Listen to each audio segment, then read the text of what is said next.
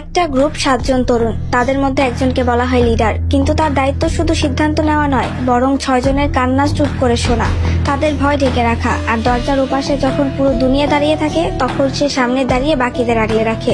হ্যাঁ, আমি আরএমের কথাই বলছি, ওরফে কিম নামজুন। যখন বিটিএস নামটা কেউ চিনত না, নামজুন তখনও বিশ্বাস রাখতো এই 6 জন একদিন আকাশ ছুবে। যখন জাংকুক কনফিডেন্স হারিয়ে ফেলতো, নামজুন তাকে বলতো, তুমি পারবে, তুমি আমাদের গর্ব।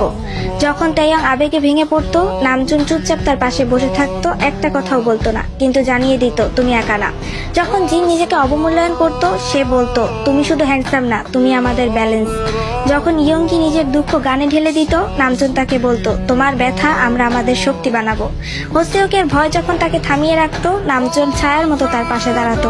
আর জিমিনের চোখে যখন অশ্রু আসতো, নামজুন এক ভাইয়ের মতো তার পাশে গিয়ে তার হাত ধরতো। সে কখনো নিজের কষ্টগুলো দেখায়নি, কারণ তার কাছে লিডারশিপ মানে সবার আগে নিজেকে নয়, বাকিদের গুরুত্ব দেওয়া। নামজুন শুধু লিডার না, সে 6টা হৃদয়ের গার্ডিয়ান। তার সেই নিঃশব্দ নেতৃত্ব আমাদের শিখিয়েছে আলোর নিচেও একজন মানুষ থাকে যার নিজেরও আলোর দরকার। সে বিটিএস এর লিডার না, সে বিটিএস এর ভিত।